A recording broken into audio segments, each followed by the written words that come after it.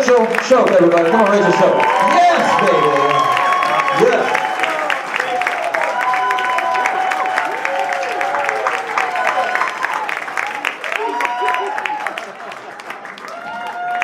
Hey guys. So I'm a pretty guarded person. That's not a joke. And it goes beyond just like, I live in New York City, I gotta keep my wits about me. It's much deeper than that. I'm so guarded that I cannot tell when a guy is flirting with me. Like my brain has just deleted that from a list of possible scenarios that could be occurring. It just goes right to defense mode. So like if I'm at a bar, for example, and a guy approaches me and he's like, hey, can I buy you a drink? My brain is like, tell him to kill himself. He wants to destroy you.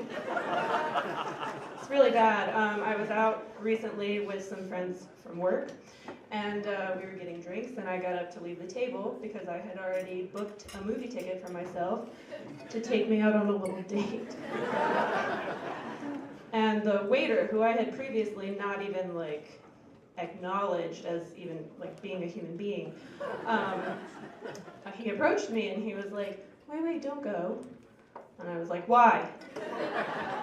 He was like, why don't you stick around? We'll have some shots. And I said, I'm too old for that. It's rough. And the thing is, like, I know that I'm like this. Like, I've done it before. I will do it again. There was another time I was out and I was talking to this guy, gave him a full conversation, big deal for me.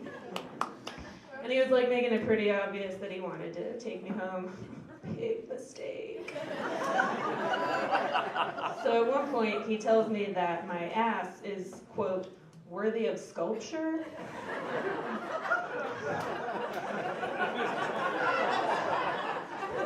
And I don't really know what like the correct response to that is.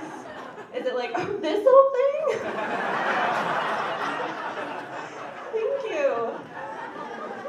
But what I said was, are you like quoting Sir Mix-a-Lot or like? You want to look at it now, don't you?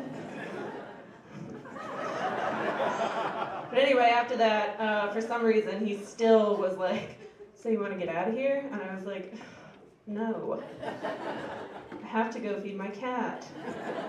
And in my defense, that was true. But like, I don't know what a guy would have to do for me to not react that way, you know? Like, I think I would have to be in like a corral type scenario, and he's like approaching me like real low to the ground, and I still kind of like get spooked, and he's like, whoa girl, whoa. Shh.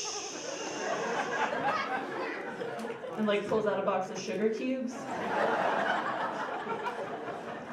Sometimes I try to outsmart myself by signing up for dating apps. But that never lasts very long because as soon as the guy starts messaging me, my brain's like, it's a trap! And I delete the account. Abort that mission. It's really hard though, you know, because every time I do let my guard down, I pretty much immediately regret it. Like for example, I recently just started really liking and trusting a bagel shop on 35th and 8th, and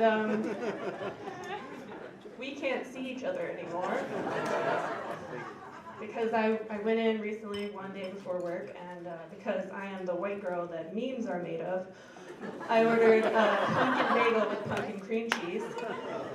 Yeah, judge all you want, okay? But like, what the fuck else do you put on a pumpkin bagel? Like scallion? I'm a basic bitch, I'm not a monster. Anyway, so the guy asks for my name for the order, and I tell him, and he goes, Rachel Pumpkin? And I was like, what? He's like, guys, this is Rachel Pumpkin. That's what I get for being vulnerable. So whatever, I shake it off and I go to wait for my humiliation breakfast at the counter. And the girl at the register holds up my order and she says into the intercom, Rachel Pumpkin? And I thought about just leaving, but I was like, no, Pumpkin, stand your ground.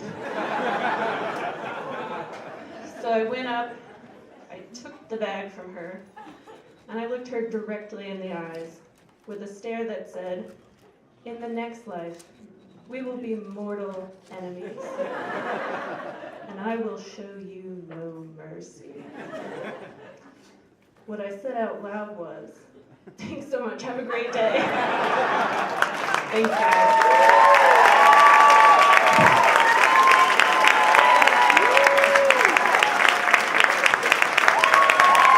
Rachel Shope, everybody. Rachel Shope.